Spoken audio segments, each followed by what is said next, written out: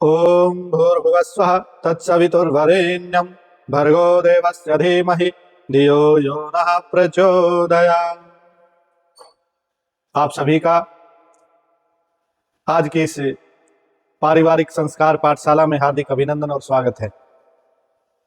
ये पाठशाला हम सब मिलकर के इसलिए प्रारंभ कर रहे हैं, आप इस पवित्र कार्य को करने और करवाने में हमारा सहयोग करेंगे। क्यों करेंगे? क्योंकि आप समाज जब बनता है, समुदाय कोई बनता है, राष्ट्र कोई बनता है, देश राज्य जब बनता है, गांव जब बनता है, तो एक परिवार से बनता है। सबसे छोटी इकाई व्यक्ति के समूह को बताने के लिए परिवार है, और परिवार ही हमारे टूटते जा रहे हैं, परिवार ही हमारे बिछुड़ते जा रहे हैं, परिवारों में ही हमारे यहाँ पर अनेक प्रकार की समस्याएं उत्पन्न हो रही। सबसे बड़ी समस्या क्या है जिसको लेकर के हम चर्चा कर रहे हैं? सबसे बड़ी समस्या परिवारों में नशा आ गया है। और नशा मुक्त हरियाणा अभियान के तहत ये पारिवारिक संस्कार पाठशाला में मैं आपके बीच में नशे के ऊपर चर्चा कर रहे हैं। ड्रग्स फ्री हरियाणा हरियाणा सरकार का भी अभियान है। मैं आपको एक नंबर भी आपके बीच में रखूंगा, जिस नंबर के माध्यम से आप किसी भी प्रकार का नशा कोई व्यक्ति बेचता है, किसी भी प्रकार का नशा कोई व्यक्ति करता है, तो आप हमारे को सूचित करेंगे, और उस सूचना के तहत आप उन नंबरों पर जब जाएंगे, बताएंगे, तो निश्चित रूप से कार्रवाई तुरंत हो जाएगी। अब हरियाणा से नशा बिल्कुल हमें हटाना है, और हरियाणा से नहीं, मैं तो कह रहा हूं परिवार जो है वो चाहे हरियाणा का है, चाहे राजस्थान का है, चाहे हिमाचल का है, चाहे उत्तर प्रदेश का है, और चाहे पूरे भारत के किसी राज्य का कोई परिवार है, उसके बाद भी हमारी जो संस्कृति कह रही है, हमारी संस्कृति क्या कह रही है? वसुदेव कुटुंबकम। ये पूरी पृथ्वी जो है वो हमारा कुटुंब है, परिवार है। तो इस कक्षा को सुन करके विदेशियों के जो परिवार है वो भी लाभ प्राप्त कर सकते हैं। ऐसा प्रयास इस कक्षा में किया जाएगा। उस प्रयास को आप सबके सहयोग से किया जा रहा है। तो जो हमें विचार करना है, जो हमें इस कार्य को करने के लिए अपने परिवारों में सुधार करना है, उसके साथ साथ हम एक स्वाध्याय का एक कार्यक्रम जो चला रहे हैं पारिवारिक संस्कार पाठशाला में, आप सबका हार्दिक अभिनंदन और स्वागत है। तो कल जो पाठ हमारा हुआ था, अगले क्रम में हम चलते हैं। क्या स्वतंत्रता की बलि वेदी पर उन शहीदों ने अपने प्राणों को इसलिए तिल तिल कर जलाया था कि स्वतंत्रता की प्राप्ति के पश्चात शराब के साथ रंगरलियां मनाई जाएगी, गांजा और शराब पिया जाएगा, सुल्फा पर रगड़ रगड़ करके। ऐसा देश नहीं था, ऐसे देश के लोग यहाँ नहीं थे, ऐसे परिवार के लोग यहाँ नहीं थे। आप लोग देखते हैं कि सुल्फा रगड़ करके पीते हैं और लेते हैं भोले बाबा का नाम। किसी देवता की आड़ में, देखो कोई गलत कार्य भी कर रहे हैं तो देवताओं की आड़ लेकर के कर रहे हैं। आप देखेंगे किसी परिवार को, आप समझेंगे, आप सुनेंगे, आप जानेंगे, कोई परिवार है वो सभ्य नहीं है, उसमें देवताओं की पूजा नहीं है, गुरुओं का मान सम्मान नहीं है, वहां आए अतिथि का सत्कार नहीं होता है, माता पिता का आदर सम्मान चरण छू करके प्रणाम नहीं होता है, ऐसे परिवार का आप क्या करोगे? तो इसलिए क्या लिख रहे हैं कि जिन शहीदों ने, जिन महापुरुषों ने इस देश को आजाद करवाया था, और इस देश को आजाद करवाने के बाद ये सपना नहीं लिया था कि मेरे देश में, मेरे गांव में, मेरे परिवार में ये हालात बनते चले जाएंगे। तो बहुत सारे नशे इस देश में फैल रहे हैं, जिनके ऊपर पीड़ा है, परिवारों की पीड़ा है, जिनके ऊपर महापुरुषों को पीड़ा है, साधु संतों को पीड़ा है। तो आगे लिख क्या रहे हैं, मैं आपको, शराब रंगरलियां मनाना, क्या वीर शिरोमणि नेताजी सुभाष चंद्र बोस ने दिल्ली चलो का नारा इसलिए लगाया था कि तुम शराब की प्यालियों में प्यालियां अपने मुंह से लगाए रखना? लेखक ने बहुत अच्छी बात कह दी है। नेताजी सुभाष चंद्र बोस रंगून की सड़कों पर नारे लगा रहे हैं, भारत में नारे लगा रहे हैं, दिल्ली चलो, दिल्ली चलो।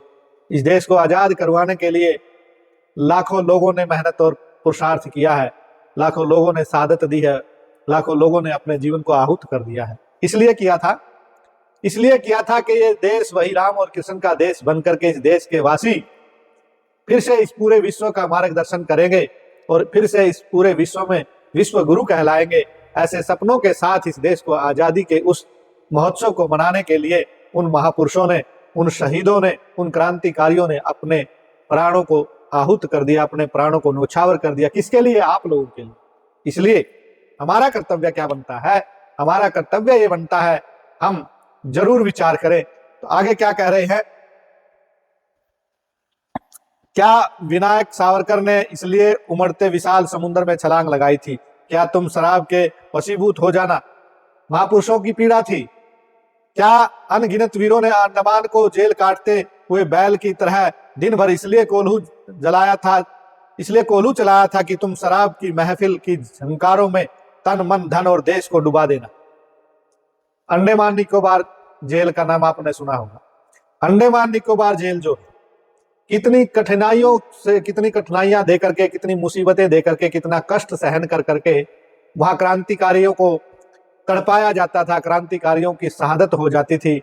उन क्रांतिकारी वर्षों वीर सावरकर को तो दो जन्म की कारावास का आदेश सुनाया गया था। क्या उन क्रांतिकारियों का बलिदान व्यर्थ जाएगा?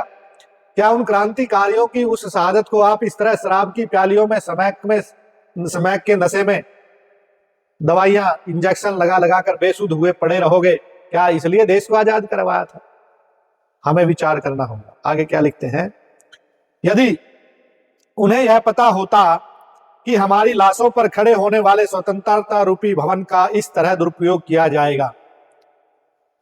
एक क्रांतिकारी, एक शहीद, एक देशभक्त इस बात को बोल रहा है। आप परिवार में ये जो कक्षा मेरे मुखारविंद से सुनोगे, आप साथ साथ विचार और चिंतन जरूर करना। क्या उन शहीदों ने इस स्वतंत्रता रूपी भवन का इस तरह दुरुपयोग होगा, क्या ऐसा सोचा था? यदि ऐसा सोचते तो आप लोगों के लिए आजादी के सपने बिल्कुल भी नहीं बुनते। प्यारे भाइयों, देशवासियों, इस देश से ये नशा बिल्कुल समाप्त करना है। हम ऐसे परिवार बनाएं। कैसे परिवार बनाओगे? जैसे राम और कृष्ण का परिवार था। अनेकों परिवार हुए हैं जिन परिवारों ने, नेताजी सुभाष चंद्र बोस का परिवार था, आजाद चंद्रशेखर का परिवार था, हमारे जो वीर भगत सिंह का परिवार था। पूरा का पूरा परिवार आजादी की लड़ाई में कूदा हुआ है, अनेक कष्ट सहन कर रहे हैं। क्या आपको आजादी इसलिए दिलवाई थी कि आप शराब के नशे में, आप चरस के नशे में, आप गांजे और सुल्फे के नशे में डूब जाओगे? ऐसा नहीं करना है। क्यों नहीं करना है? एक बार क्या हुआ, जो हमारे चंद्रशेखर आजाद जो थे, परिवार में 2 ही लोग बचे हुए हैं। क्रांतिकारियों के परिवारों ने बहुत कष्ट सहन किया है। उन कष्टों को यदि थोड़ा सा भी आपके इस कक्षा में, मैं आपको इसलिए इस पाठशाला में ये बातें आपको सुनाना चाहते हैं, और पूरे परिवार के लोग यदि सुनेंगे, आजकल के बच्चे जो हैं वो इस तरह की कहानियां, इस तरह की जो बलिदानी कहानियां हैं वो आपको सुनाई नहीं देती है। आपको क्या लगता है, आज आपके घर में जो ऐशो आराम की जो सुविधाएं हैं, गाड़ियां हैं, वो क्या आपके पिताजी ने पुरुषार्थ करके लाई हुई नहीं है क्या? जब आप उस पुरुषार्थ को देखोगे, जब आपको उस पुरुषार्थ का पता लगेगा, तो निश्चित रूप से आपके पिता के सामने आपका मस्तक झुक जाएगा। झुकना चाहिए। ऐसी औलाद एक भी परिवार में नहीं होनी चाहिए जो अपने माता पिता के किए हुए पुरुषार्थ को न माने, और जो किए हुए पुरुषार्थ को नहीं मानता उसको कृतघ्न कहा।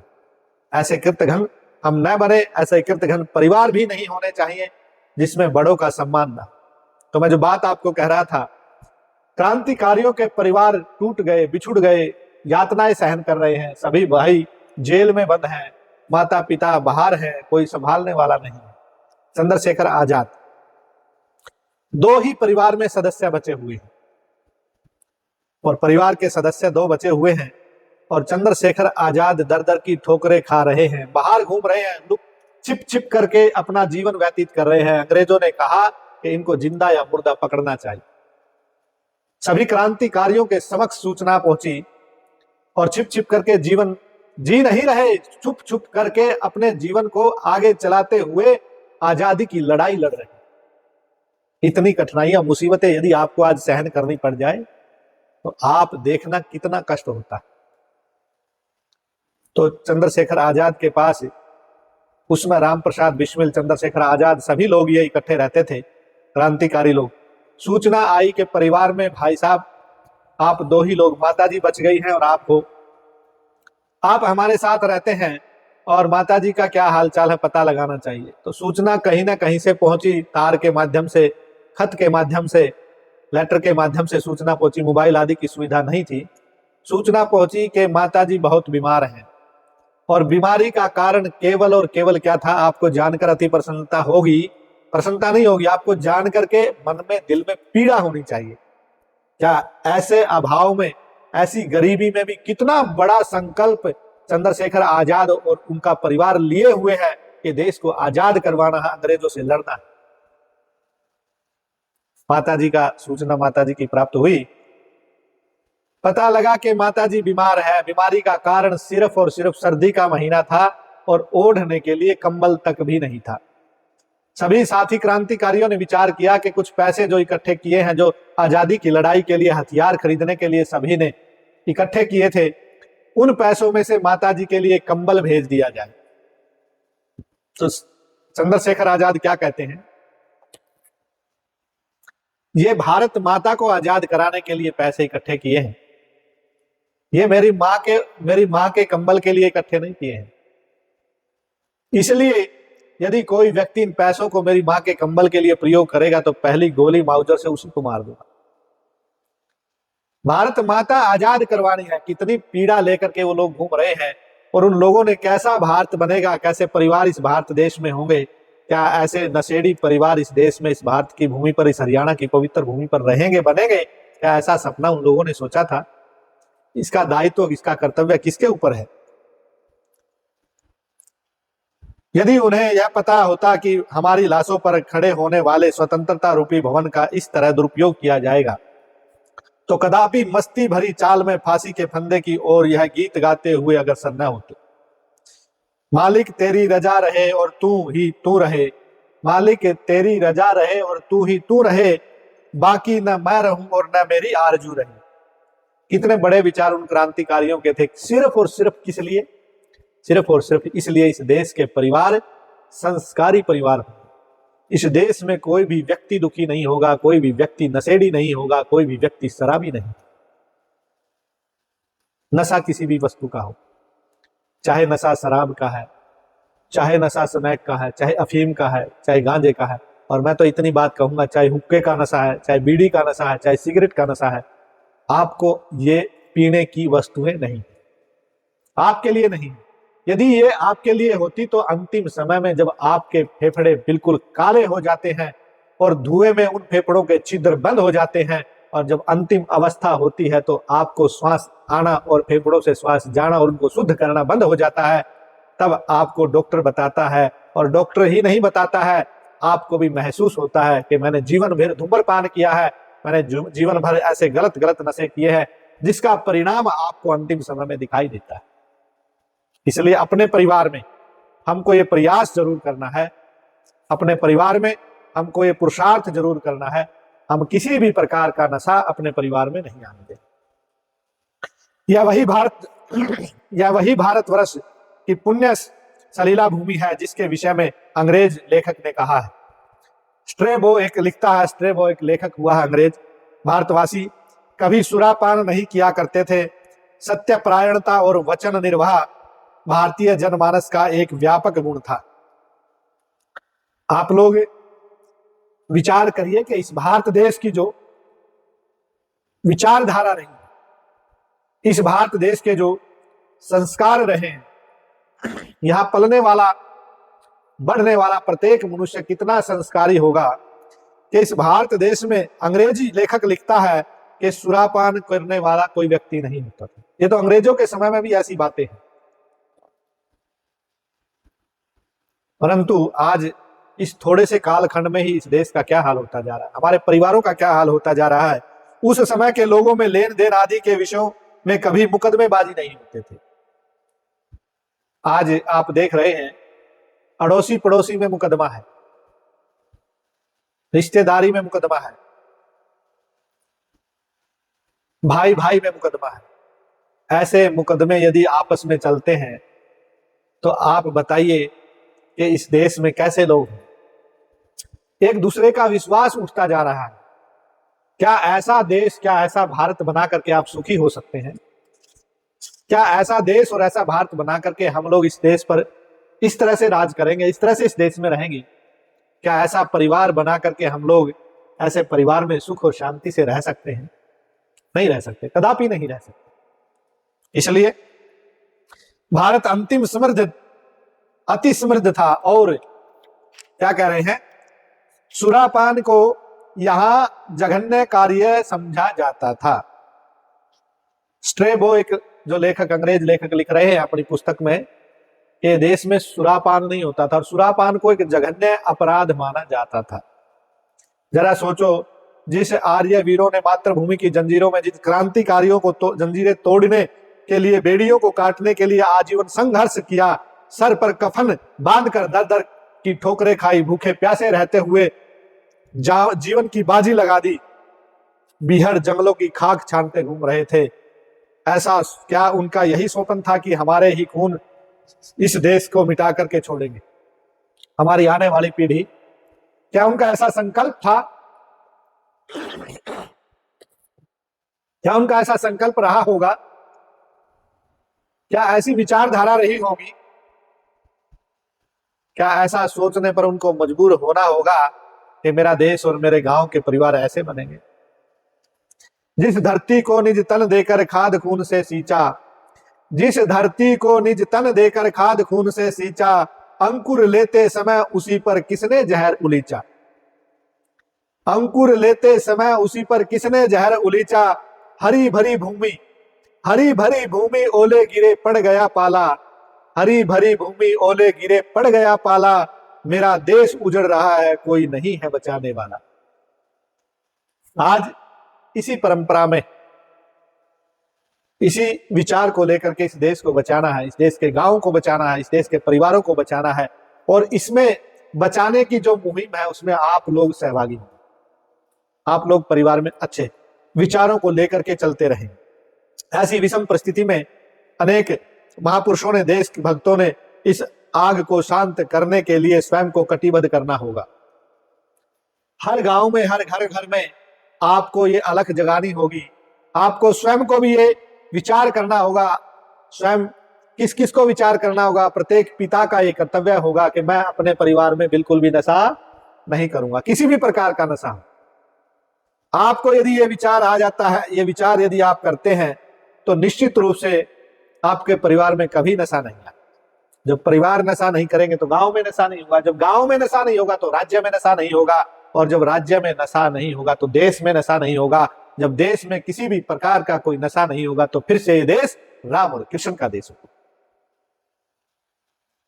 भाई बहनों, धर्म प्रेमी सज्जनों, पवित्र माताओं, आप पूरा परिवार मिलकर के मेरी इस कक्षा को, इस पाठशाला को सुन रहा है, देख रहा है। मैं आप लोगों से निवेदन करने जा रहा हूं, प्रत्येक पिता का कर्तव्य है, प्रत्येक माता का कर्तव्य है कि मैं अपने परिवार में नशा बिल्कुल आने नहीं दूंगा। कुछ बच्चे हुक्का पीना शुरू करते हैं, बीड़ी पीना शुरू करते हैं। माता पिता ये सोचते हैं कि सामान्य बात है, सामान्य बात नहीं है, ये भी नशा है। इसके ऊपर आप विचार करिए। यदि आप कहते हैं कि नशा नहीं है, एक माता पिता, कोई माता पिता ऐसा नहीं कह बता सकते कि वो ये कहे कि बेटा आप हुक्का पी लीजिए, आप सिगरेट पी लीजिए, आप बीड़ी पी लीजिए, आप शराब पी लीजिए। आपको यदि ये नशा नहीं है तो प्रत्येक माता पिता अपने बच्चे, पढ़ने वाले बच्चों के थैलों के अंदर भी ये लिख सकते हैं, बता सकते हैं, डाल सकते हैं कि आप पीजिए। आपको इस बात की जानकारी होनी चाहिए, इस बात का आपको पता होना चाहिए कि हमारा एक बेटे का कर्तव्य भी बनता है, एक माता का कर्तव्य भी बनता है, एक परिवार में एक पिता का कर्तव्य भी बनता है, एक भाई और बहन का कर्तव्य भी बनता है, दादा दादी का कर्तव्य भी बनता है कि मैं इस परिवार में नशे को बिल्कुल आने नहीं दूं। आगे क्या लिखते हैं? आंसू बिखराते बीतेंगी जलती जीवन की घड़ियां, शीश चढ़ाए बिना नहीं टूटेंगी मां की कड़ियां। इस भारत माता के जो बेड़ियां जिन क्रांतिकारियों ने तुड़वाई, आजादी का जो संजोया हुआ सपना आपको दिया और ये देश आजाद हुआ, तो आज की इस पाठशाला में मैं आपको पीड़ा जो कह रहा हूं क्या उन क्रांतिकारियों की जो पीड़ा थी, उन शहीदों की जो पीड़ा थी, क्या उस पीड़ा को आप नहीं समझते? आप बिल्कुल नहीं मानेंगे क्या? आप बिल्कुल स्वीकार नहीं करेंगे कि नेताजी सुभाष चंद्र बोस ने बलिदान दे दिया इस देश के लिए, इस राष्ट्र के लिए? भगत सिंह, सुभाष, चंद्रशेखर आजाद, पंडित राम प्रसाद बिस्मिल, अनेक क्रांतिकारियों ने बलिदान दिया। क्या आप इतना भी नहीं कर सकते कि उनकी बलिदानी को आप इस तरह से डुबोगे, इस तरह से शराब की प्यालियों में बहाओगे? अगला निवेदन कर देता, साथियों संभल जाओ, शराब को मिटाने के लिए तैयार हो जाओ। साथियों संभल जाओ, शराब और इस नशे को इस हरियाणा से मिटाने के लिए तैयार हो जाओ, अन्यथा भारतीय संस्कृति धू धू करके जल जाएगी। इसका नाम लेने वाला भी व्यक्ति आपको मिलेगा नहीं। क्यों नहीं मिलेगा? पूरी दुनिया पर राज करने वाला ये भारत देश, पूरी दुनिया को चलाने वाला ये भारत देश, पूरी दुनिया का विश्व गुरु होने वाला ये भारत देश, आज पूरी दुनिया में यदि कोई देश है तो अकेला भारत ही है। दूसरा कोई देश इस संस्कृति को, इस नाम को मानने वाला नहीं। एक भी देश, 206 के लगभग देश है, कुछ घटते बढ़ते रहते हैं, उन सभी में एक भी व्यक्ति नहीं है, एक भी कोई देश ऐसा नहीं है जो आपकी परंपराओं को मानता हो। एक भी हिंदू राष्ट्र बचा हुआ नहीं है जहां पूरी दुनिया पर आप राज करते थे। आज पूरी दुनिया में एक देश भी हिंदू राष्ट्र नहीं, या तो मुस्लिम देश हो गए हैं या ईसाई देश हो। कहां गए हिंदुओं के राष्ट्र, कहां गए हिंदुओं के, आर्यों के देश, कहां पूरी दुनिया पर राज करने वाले इस आर्यवर्त के देश, आर्यवर्त के लोग सिमटते सिमटते सिमटते सिमटते एक देश में आ गए हैं जिसका नाम भारत है। और उस भारत की संस्कृति को आप लोगों के ऊपर ये कलंक लग जाएगा, धू धू करके वो संस्कृति जल रही है। ये हमारी संस्कृति नहीं थी कि हमारे परिवारों में, राम और कृष्ण के परिवारों में इस तरह से हुक्का गुड़गुड़ाया जाएगा, इस तरह से माता या पिता या कोई भाई या बहन या कोई और व्यक्ति शराब की प्यालियां पी पी करके यहाँ झगड़ा और फसाद करेगा। ऐसे परिवार नहीं थे, नहीं होने चाहिए थे। इसलिए विचार करो, जरूर विचार करना पड़ेगा। अपने परिवारों से ये नशा रूपी नागिन आपको मार भगानी है, बाहर निकाल देनी है।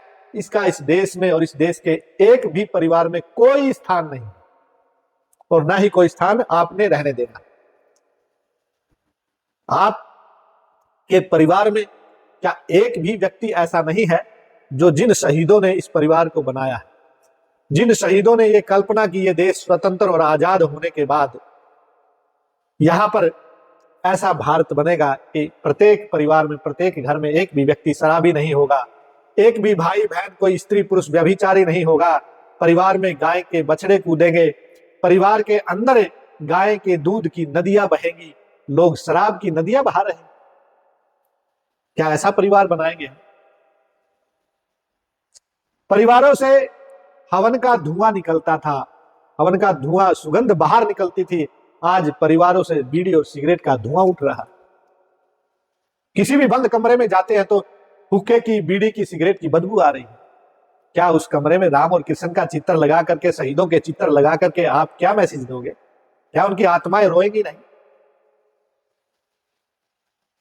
न संभले तो रोना पड़ेगा, नरक में गर्क होना पड़ेगा, हमारा ऐसा बुरा हाल होगा जो बताने के काबिल ना हो। इसलिए इस पारिवारिक संस्कार पाठशाला की आवश्यकता है।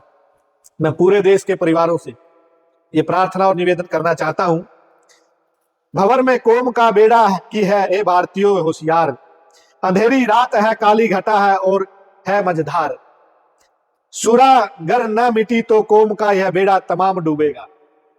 सुरा यदि इस देश से नहीं मिटी, नशा इस देश से नहीं मिटा, तो कौम का यह बेड़ा तमाम डूबेगा।